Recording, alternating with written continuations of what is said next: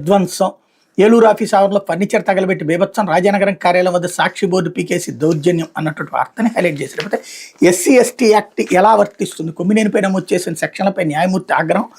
ఎస్సీల గురించి మాట్లాడకుండా యాక్ట్ పెట్టేస్తారు, గతంలో మెమో జారీ చేసిన మీ వైఖరిలో మార్పు లేదంటూ డీఎస్పీపై ఆగ్రహం.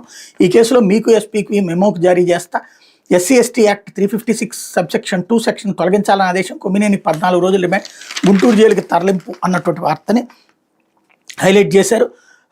ఏదైతే సీనియర్ జర్నలిస్ట్ కొమ్మినేని శ్రీనివాసరావుపై ఎస్సీ ఎస్టీ యాక్ట్ ఏ విధంగా కేసు నమోదు చేస్తారు. గుంటూరు జిల్లా మంగళగిరి అదనపు junior civil judge in-charge K Suresh Babu తీవ్ర అభ్యంతరం వ్యక్తం చేశారు. అసలు ఆ సెక్షన్ ఎందుకు పెట్టారని తుళ్ళూరు డిఎస్పీ మురళీకృష్ణపై ఆగ్రహం వ్యక్తం చేశారు.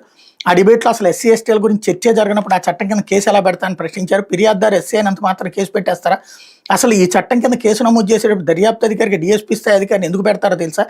ఆ చట్టం దుర్వినియోగం కాకూడదు అన్నటువంటిది ఒక డీఎస్పీగా ఉండి కనీసం ఎవరి సలహా తీసుకోకుండా ఈ చట్టం కింద కేసు ఎలా నమోదు చేశారని నిలదీశారు. మీ వైఖరి మొదటి నుంచి ఇలానే ఉంది, గతంలో కూడా ఇలాగే వ్యవహరించారు, అప్పుడు మెమో జారీ చేశాను, అయినా మీ వైఖరిలో మార్పు లేదు.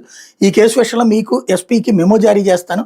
ఎస్సీ ఎస్టీ యాక్ట్ 356(2) సెక్షన్ తొలగించండి అంటూ ఆగ్రహం వ్యక్తం చేశారు. సాక్షి టీవీలో కొమ్మినేని శ్రీనివాసరావు తన పేరుతో నిర్వహిస్తున్న చర్చా కార్యక్రమం ఒక విశ్లేషకుడు అమరావతి రాజధానిపై చేసిన వ్యాఖ్యల నేపథ్యంలో కొమ్మినేనిపై BNS 79, 196 subsection 1, 353 subsection 2, 299, 356 subsection 2, 61, 1, 67 IT act, SC ST act కింద కేసు నమోదు చేసి అరెస్ట్ చేశారు.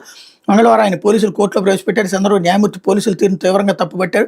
ఎన్నిసార్లు చెప్పినా పోలీసుల వైఖరిలో మార్పు రావడం లేదని అసహనం వ్యక్తం చేశారు. అనంతరం డిబేట్ అంశంపై కొమ్మినేని శ్రీనివాసరావుని ప్రశ్నించారు.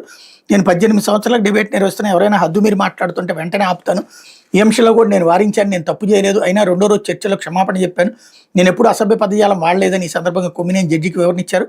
అనంతరం న్యాయమూర్తి కొమ్మినేనికి 14 రోజులు రిమాండ్ విధించారు. దీనిపై కొమ్మినేని తరపు న్యాయవాది పొన్నవోలు సుధాకర్ రెడ్డి అభ్యంతరం వ్యక్తం చేశారు. తమ వాదనలు వినాలా, అసలు కొమ్మినేనిపై కేసే అక్రమని వాదించారు. తన ఆరోగ్య సమస్యల దృష్ట్యా జైల్లో సదుపాయాలు కల్పించాలి, కొమ్మినేని కోరగా జైలర్తో మాట్లాడాలని పోలీసు అధికారులకు న్యాయమూర్తి సూచించారు. ఒకవేళ జైలు అధికారులు అంగీకరించకపోతే తన వద్ద అప్పీల్ చేసుకుంటే ఆదేశాలు ఇస్తాయని చెప్పారు.